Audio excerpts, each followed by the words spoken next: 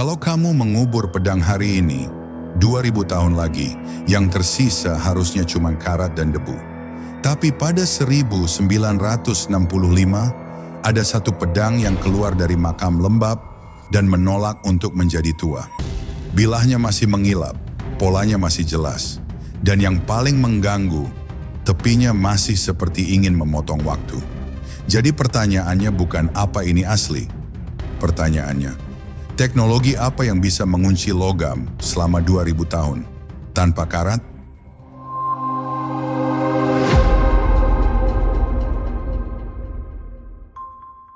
Kita kembali ke Hubei, Tiongkok. Tahun 1965, penggalian dilakukan di wilayah Jiangling, dekat Jingzhou, tanah yang pernah menjadi panggung negara-negara kuno, bertarung diam-diam lewat senjata dan rahasia. Mereka menemukan sebuah makam dengan peti yang dilapisi pernis lacquer.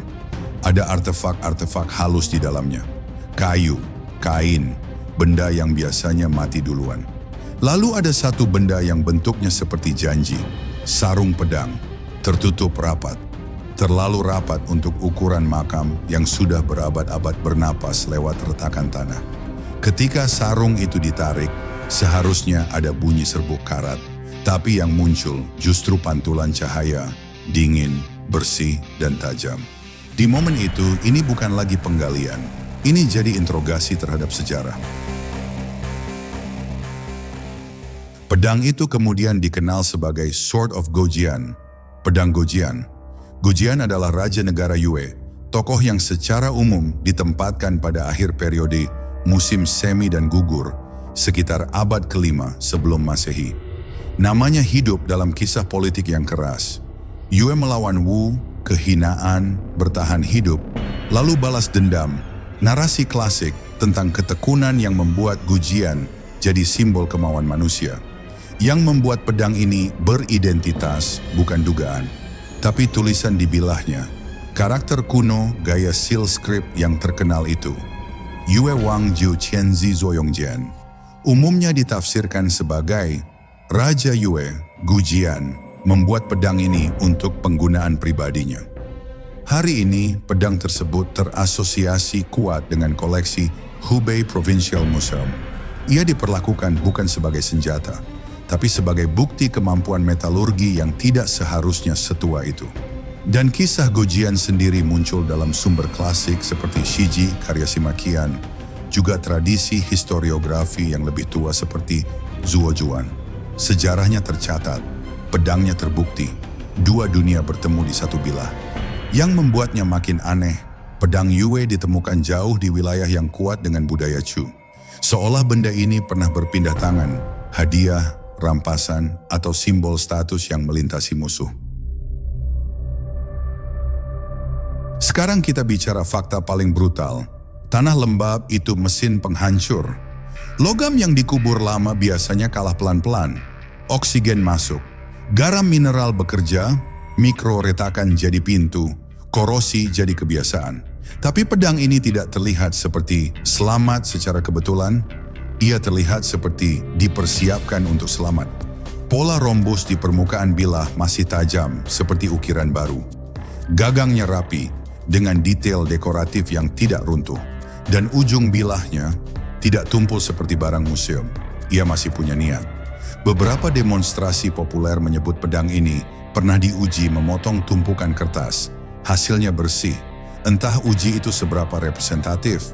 Satu hal jelas, kondisi tajamnya tidak normal untuk umur 2000 tahun.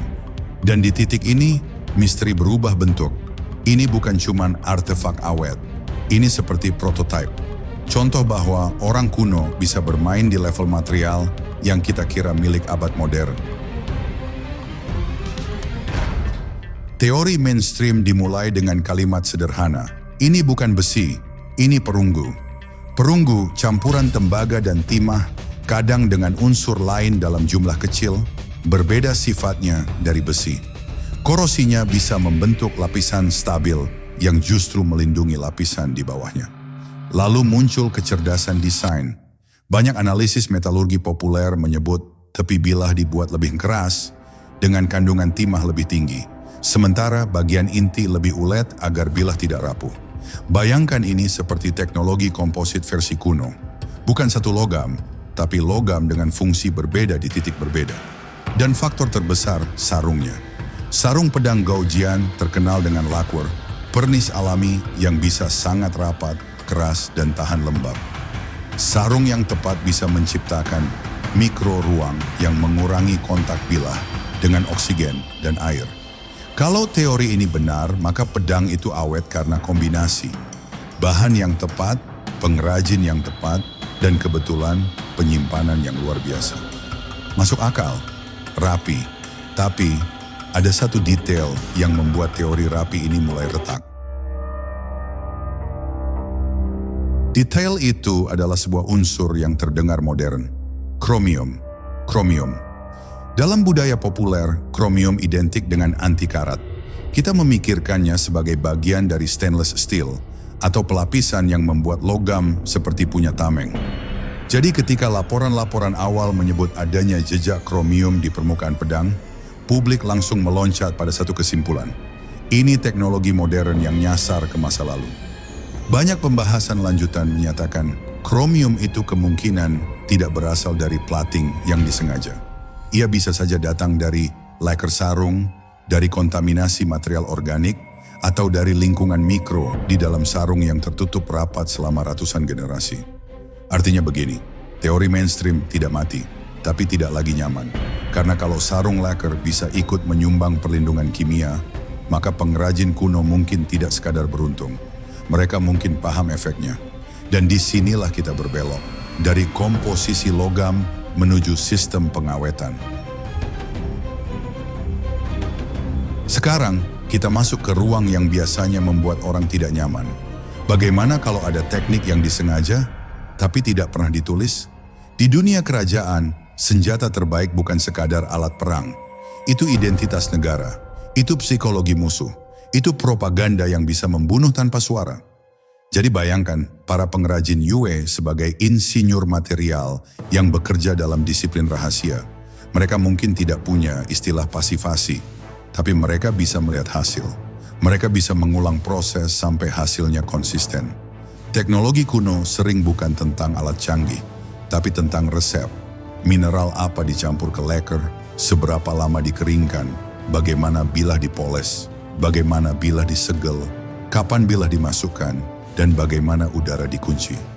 Mungkin rahasianya bukan satu trik, tapi rangkaian trik kecil yang kalau digabung jadi benteng kimia.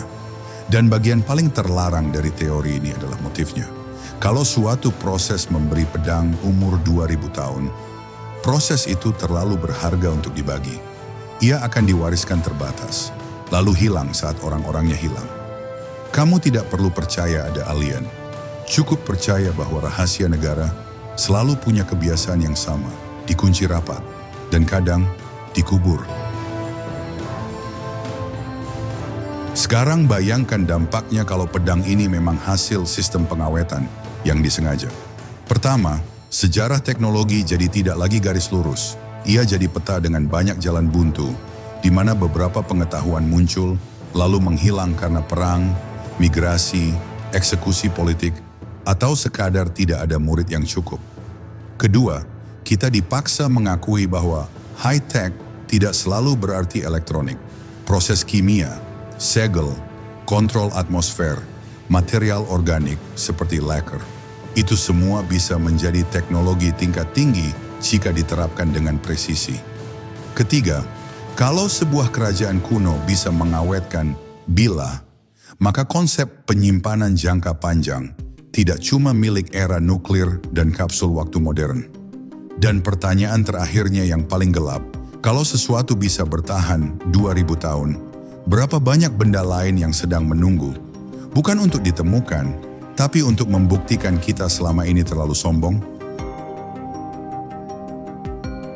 Ada alasan kenapa pedang ini terasa mencekam, karena ia memaksa kita menatap sesuatu yang tidak kita suka.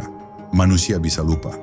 Kita mengira kita hidup di puncak, kita selalu mengira begitu. Lalu sebuah benda dari tanah berkata pelan, "Kalian bukan yang pertama." Goujian mungkin sudah lama jadi nama di halaman sejarah, tapi kualitas tangan manusia yang membentuk pedang ini masih hadir. masih keras, masih presisi. Dan itu inspiratif sekaligus menakutkan. Inspiratif karena manusia bisa mencipta sesuatu yang melampaui umurnya. Menakutkan karena pencipta itu bisa hilang tanpa mewariskan caranya. Mungkin pelajarannya bukan tentang pedang, tapi tentang kita. Peradaban bukan soal siapa yang paling maju, melainkan siapa yang paling mampu menjaga pengetahuan tetap hidup. Karena pada akhirnya, waktu tidak selalu mengalahkan logam. Kadang, waktu hanya menunggu manusia berhenti mengingat. Sekarang aku pengen kamu benar-benar memilih dan jelaskan logikanya. Tim A, ini murni kombinasi perunggu yang tepat plus sarung lacquer yang rapat plus kondisi makam yang mendukung. Tim B, ini proses rahasia yang disengaja, sebuah teknologi pengawetan material yang diperlakukan sebagai rahasia negara. Dan pertanyaan terakhir, kalau kamu punya teknik yang bisa membuat senjata bertahan 2000 tahun, kamu akan mempublikasikannya demi kemajuan manusia atau menguburnya demi keamanan? Tulis jawabanmu di komentar dan sebutkan artefak, objek, dan teknologi terlarang berikutnya yang harus kita bongkar. Antikythera mechanism, Baghdad battery, atau sesuatu yang lebih sunyi tapi lebih mengganggu.